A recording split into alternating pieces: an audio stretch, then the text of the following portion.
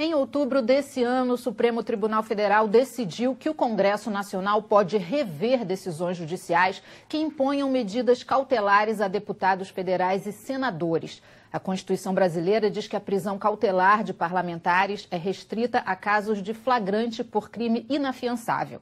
Agora, em dezembro, o mesmo STF voltou ao tema para discutir se essa regra vale ou não para as assembleias legislativas. A votação ainda não terminou, mas o placar está desfavorável para os deputados estaduais. Ainda faltam os votos de 2 ministros. Sobre esse assunto, eu converso hoje com o deputado Paulo Ramos, presidente da Comissão de Trabalho da Alerj, com Rodrigo Lopes, procurador da Alerj, e com o advogado Otávio Neves. Obrigada pela presença de todos. Eu gostaria de começar discutindo essa atuação do STF nesses 2 casos recentes. Deputado, por favor. Só vou fazer uma provocação. Já que temos 2 brilhantes advogados, não seria eu, um modestíssimo advogado, no exercício do mandato, que poderia ter a melhor avaliação. Mas eu que fui constituinte, eu abro aqui a Constituição, estava olhando agora orgulhosamente, dentre os signatários da Constituição de 5 de outubro de 88, tem aqui Paulo Ramos. Então, isto, eu digo assim, eu vivi a ilusão constituinte. Mas a grande questão, e a indagação que eu deixo, antes de me manifestar depois, concretamente sobre o tema, é dizer, a Constituição completou 29 anos. O Supremo Tribunal Federal tem competência para escrever outra Constituição. Ele tem competência para mudar dispositivos constitucionais. Quem é que tem competência para mudar a Constituição? Porque a Constituição diz, a Constituição Federal, em seu artigo 27, os deputados estaduais, por lei, por tudo que está previsto nesta Constituição, têm as mesmas garantias que tem o deputado federal.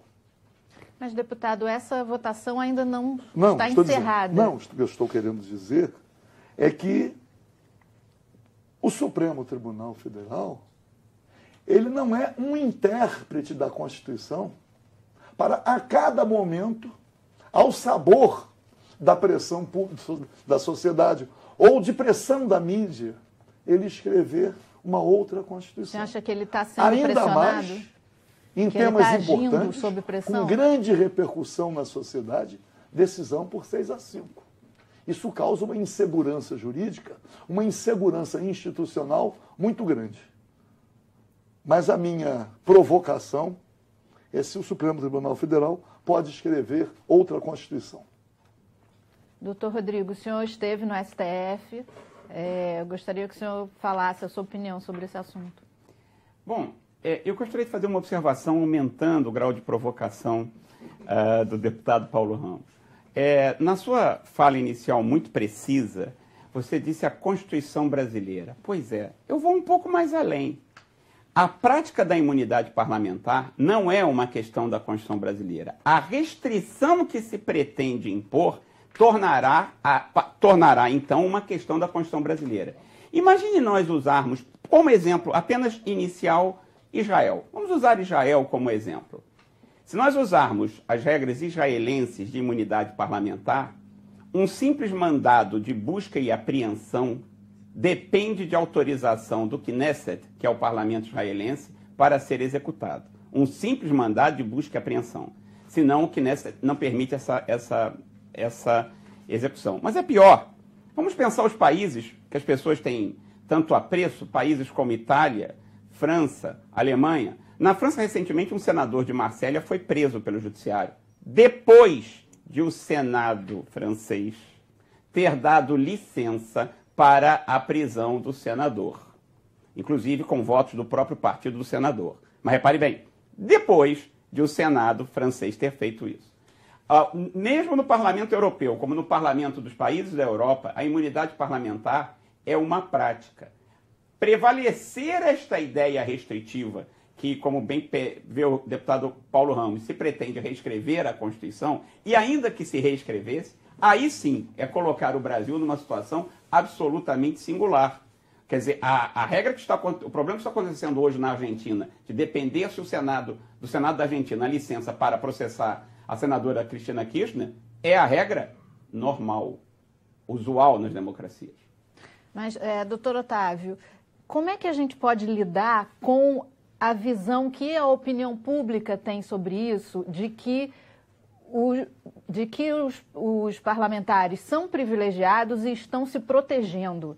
Essa questão não é muito restrita ao privilégio. Tá? O exercício de um mandato parlamentar pressupõe um direito de imunidade que protege o próprio parlamentar, protege o parlamento e protege a própria sociedade, porque se o parlamentar não tiver independência para expressar suas opiniões, para praticar seus atos e tiver sujeito, por exemplo, a uma prisão determinada pelo judiciário, sem que isso seja verificado pelo parlamento, porque o que acontece aqui não é que o parlamento esteja revendo uma decisão judicial. O parlamento aqui tem a prerrogativa de autorizar ou não que, dentro daquele contexto, se prossiga com aquela persecução penal. Então, aqui é uma proteção que se dá ao próprio parlamento para que ele proteja também seus integrantes e que eles possam exercer uma atividade que é importantíssima para a democracia.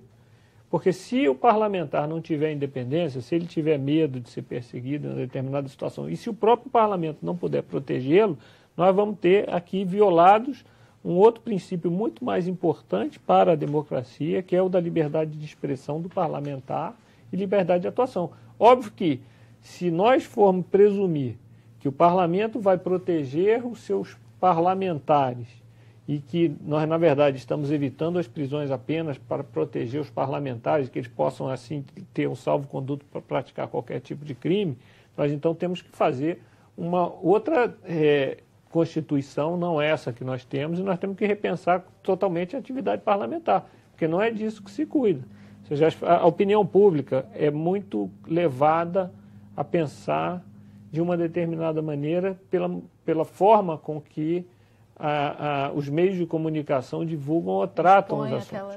Hoje, infelizmente, com o avanço todo da vida moderna, nós estamos vivendo uma situação de muito imediatismo, de superexposição de determinadas notícias. O que, por exemplo, é notícia hoje, amanhã ninguém se recorda mais.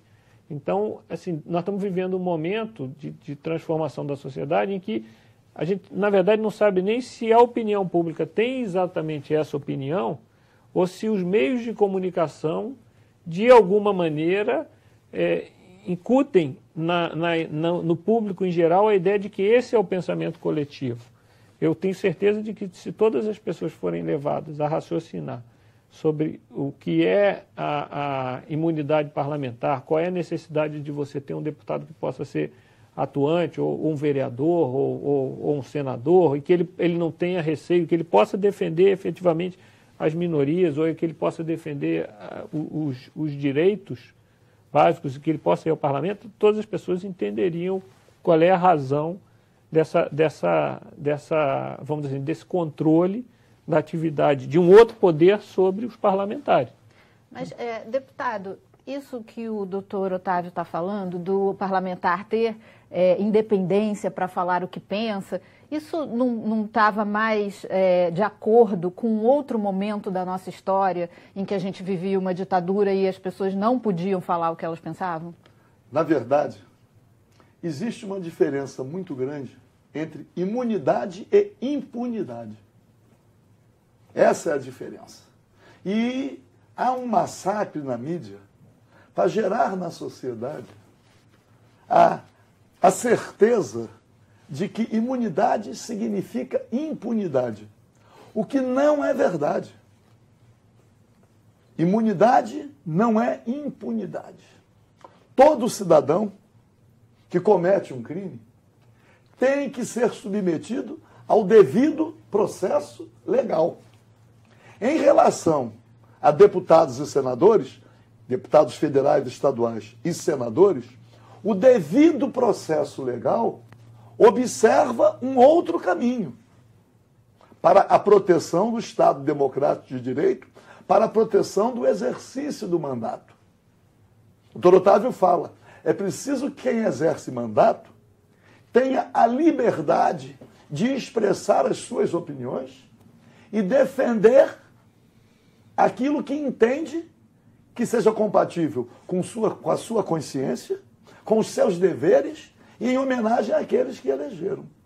Imaginar que nós vamos permitir, contrariando a Constituição, que um deputado possa ser preso preventivamente, por determinação de qualquer juiz, sem que o crime a ele atribuído seja um crime inafiançável, que haja uma prisão preventiva para deputados no exercício do mandato, nós teremos uma insegurança muito grande, que qualquer juiz, provocado pelo Ministério Público, numa situação de perseguição, determina a prisão.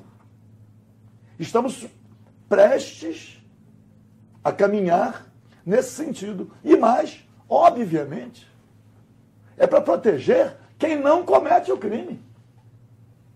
Não é para proteger quem comete. Porque quem comete tem que ser submetido ao devido processo legal. É a garantia para o exercício do mandato.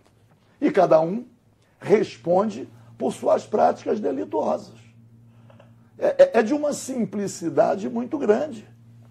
Porque a proteção para o exercício do mandato, ela existe em todas as sociedades democráticas. Não é algo que alcance apenas o parlamento no Brasil. E não é só o parlamento que tem esse tipo de proteção. Tem os magistrados, tem os representantes do Ministério Público, todos. Por quê? Porque o exercício da atividade é o exercício em homenagem aos direitos da sociedade. Então, a compreensão que se precisa ter é que está na Constituição que o deputado só pode ser preso em flagrante delito de crime inafiançável. Vocês me falaram, mas a lavagem de dinheiro é um crime continuado. Tá bem, vamos admitir que seja. Mas não é inafiançável. Aliás, porque é crime do rico. Que o rico pode pagar a fiança. Então, é duro. O Supremo Tribunal Federal vem criando outra Constituição. Era um debate anterior aqui. A Constituição diz, ninguém será considerado culpado até o trânsito em julgado da sentença condenatória. Ninguém. O Supremo Tribunal Federal já modificou. Eu dou outro exemplo. O Supremo Tribunal Federal entendeu que o senador Renan Calheiros permaneceria na presidência do Senado, mas sairia da linha sucessória. Ora! Isso foi bem curioso. Deputado, eu vou interromper o senhor só para a gente fazer um pequeno intervalo. O Alerj Debate volta já já.